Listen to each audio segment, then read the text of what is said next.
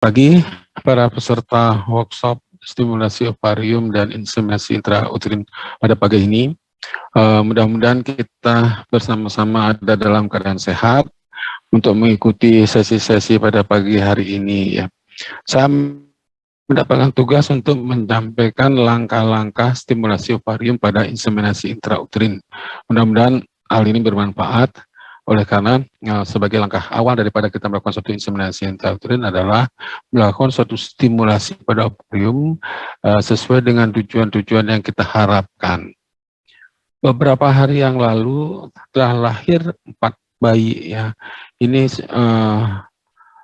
merupakan hasil dari suatu inseminasi intrauterin ya. Jadi adanya suatu kehamilan kembar, apalagi kembar 4, dan ini merupakan suatu hal yang tidak kita harapkan bersama. Oleh karena dengan lahirnya 4 bayi pada dengan berat rata-rata 1.500-an ini tentu merupakan suatu problem ya, prematuritas, perawatan bayi dan sebagainya, sehingga hal tersebut merupakan suatu masalah tersendiri ya.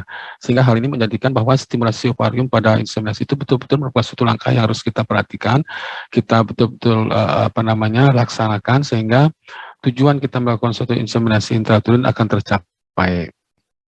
Kenapa sih kita melakukan suatu stimulasi ya?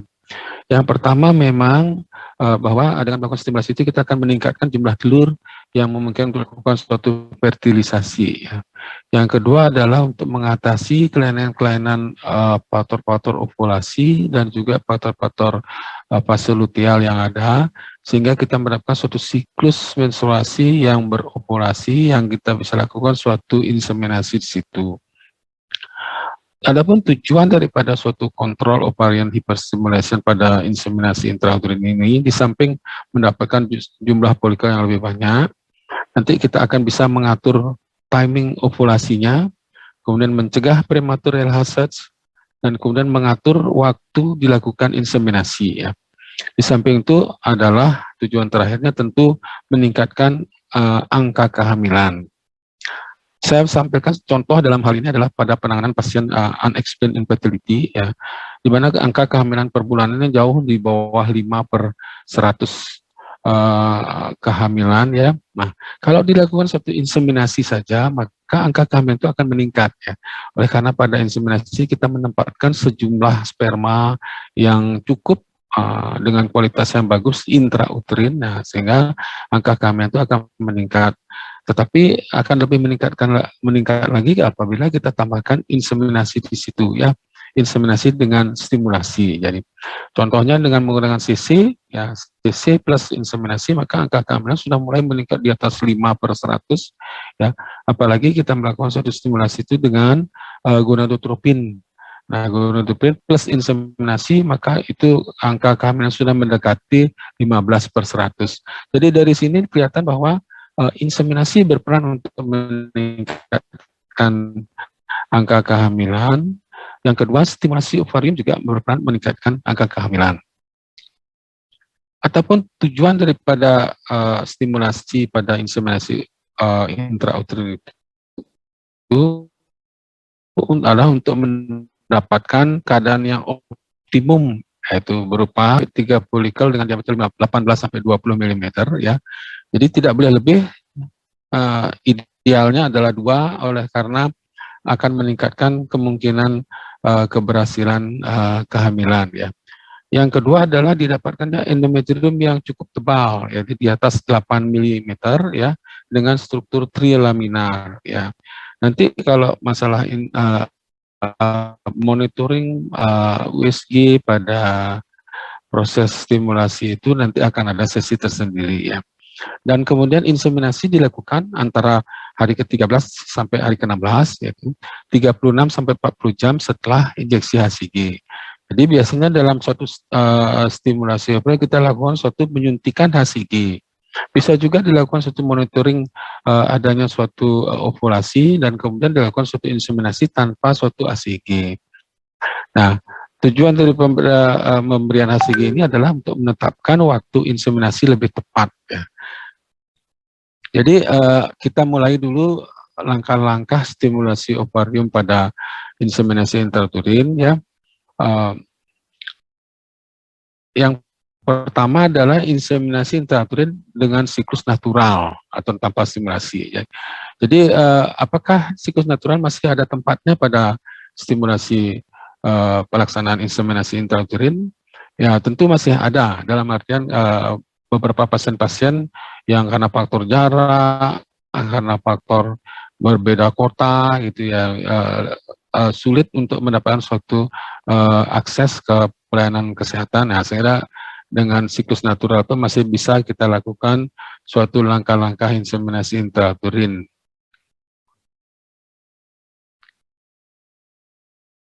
Jika kita melakukan suatu inseminasi siklus tersebut haruslah ovulatuar ya. Harus kita ketahui sebelumnya bahwa memang berovulasi dengan baik ya. Sebab kalau tidak terjadi ovulasi pada suatu siklus maka akan sulit kita melakukan suatu inseminasi ya. Jadi tampilannya adalah siklus haid yang teratur ya, tidak dianjurkan pada adanya disfungsi ovulasi. Nah, dan kemudian selanjutnya pemantauan ovulasi itu dilakukan dengan pemeriksaan kit prediksi ovulasi dan juga menggunakan USG. Jadi kita lakukan monitoringnya itu dengan USG dan juga dengan menggunakan kit prediksi ovulasi. Nah, kita lihat pada gambar ini, jadi kita melakukan inseminasi intrauterin pada siklus yang natural atau tanpa stimulasi. Ya. Yang pertama adalah kita di pemantau siklus haid ya, kan diameter folikel 17 sampai 18 mm dengan tebal endometrium lebih atau sama dengan 9 mm, maka dilakukanlah serial tes LH ya. Jadi dilakukan serial tes LH.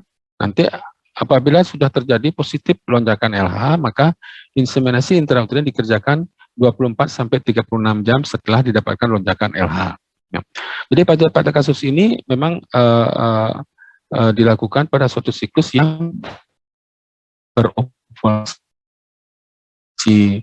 Nah, kalau kepada kanan ini kita ternyata pada siklus natural yang berovulasi itu angka keberhasilannya itu sama apakah diberikan nasi atau tidak, sehingga kita setting cukup dengan menggunakan suatu tes LH dan kemudian inseminasi intrauterin dikerjakan 24 sampai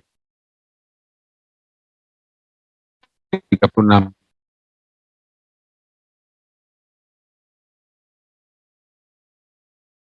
jam setelah didapatkannya klomipensitrat, FSH, atau kombinasi klomipensitrat dengan FSH. Yang pertama adalah dengan klomipensitrat. Obat klomipensitrat sudah banyak kita pakai ya, pemakaiannya juga sederhana, efek sampingnya juga minimal ya. Klomipensitrat bekerja berikatan dengan reseptor estrogen di hipotalamus sehingga menghambat feedback negatif daripada estrogen perifer ya. Sehingga sebagai akibatnya maka GnRH akan meningkat dan selanjutnya FSH akan meningkat. Hal ini digunakan untuk folikulogenesis pada ovarium. Efek sampingnya adalah efek anti-estrogenik ya, kita kenal ya. Memang klomipensitrat itu keberhasilan ovulasinya tinggi, tapi juga angka kehamilannya memang rendah oleh karena pengaruh buruknya pada endometrium. Hal ini mungkin nanti bisa diatasi dengan pemberian kombinasi klomipensitrat dengan gonadotropin pada langkah stimulasi berikutnya. Ini adalah gambar kita melakukan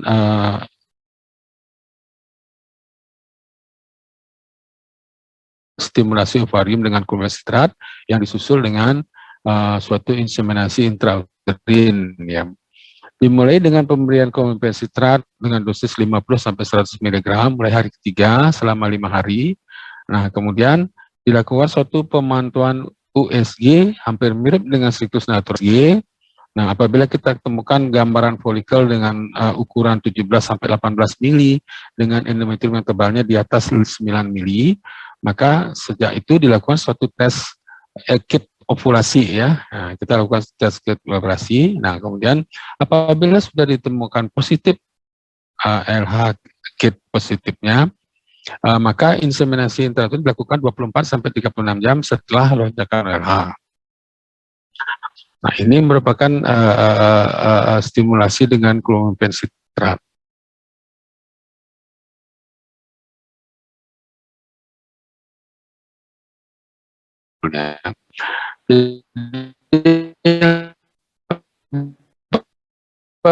Apabila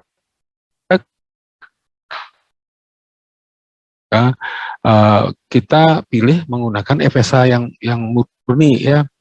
Tapi kalau memang ada kelainan-kelainan yang dimana kadar LH memerlukan kadar LH, maka obat yang dipilih adalah kombinasi FSH LH, yaitu HMG. Ini adalah pemilihan gonadotropinnya. Nah, ini adalah gambar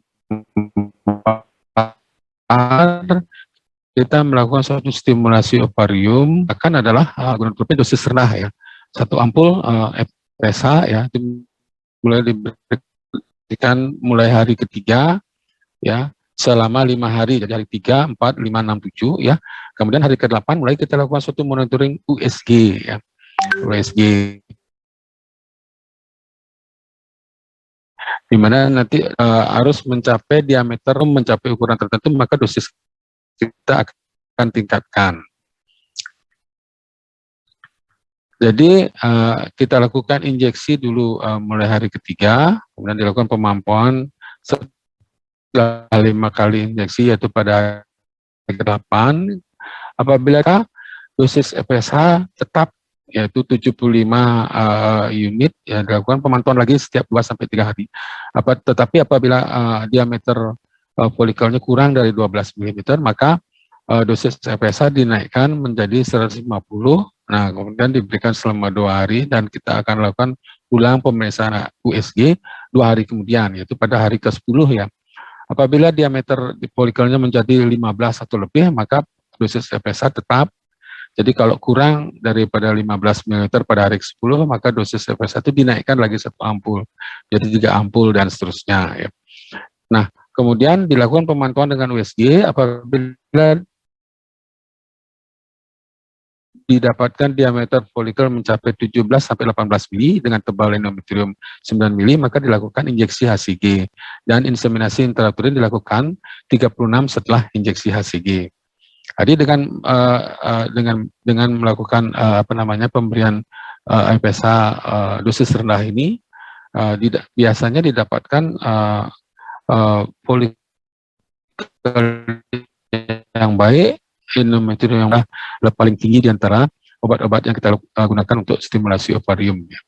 Selanjutnya adalah mengkombinasi clomipensitrat dengan FSH.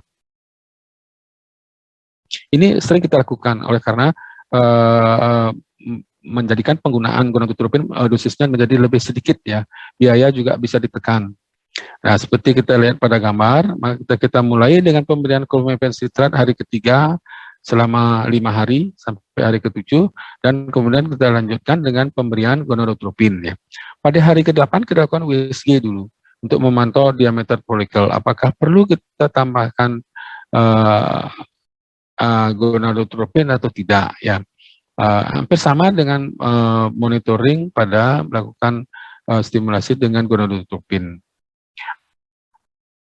Nah, pertama-tama diberikan clomipensitrat mulai hari ketiga selama 5 hari, dan kemudian dilakukan monitoring pada hari ke-8. Apabila diameter folikelnya sudah lebih dari 12 mm, maka dilanjutkan aja USG serial sampai didapatkan diameter folikel 17-18 mili dengan tebal endometrium lebih dari 9 mm. Ya.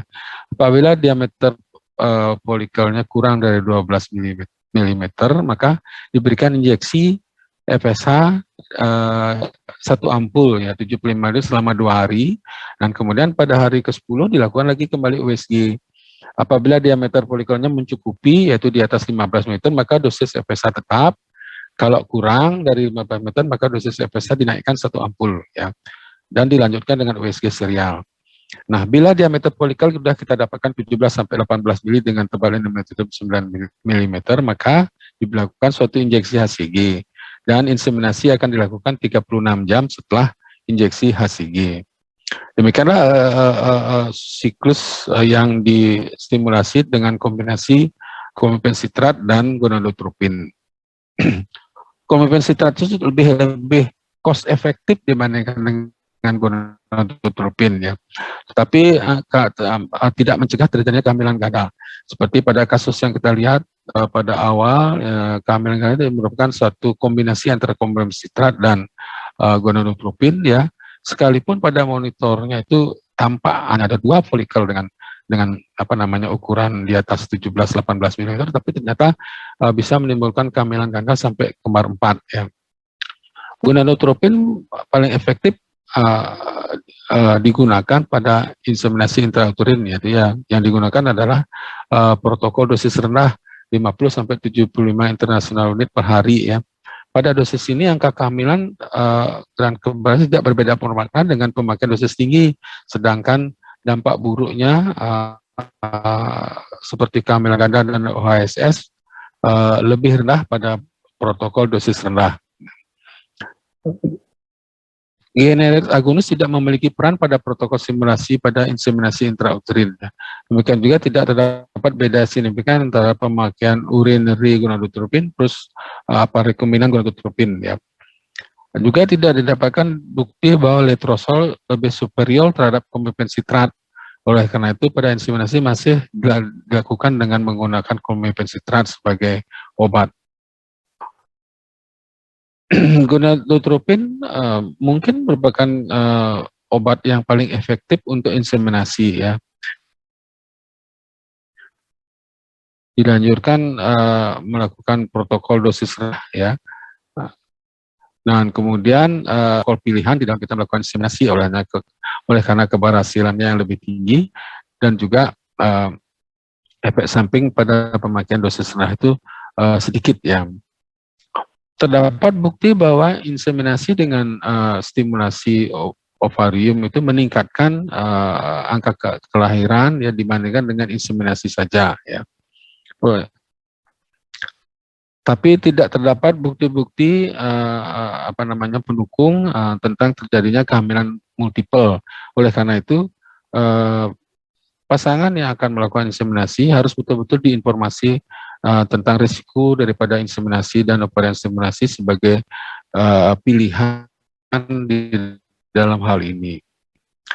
Sebagai kesimpulan daripada sesi ini, ovarian stimulation protokol, jadi protokol yang kita pilih itu ya pilihlah yang paling simpel ya, yang lebih murah, kemudian lebih side effect yang minimal ya, dan mendapatkan sukses rate yang paling tinggi ya.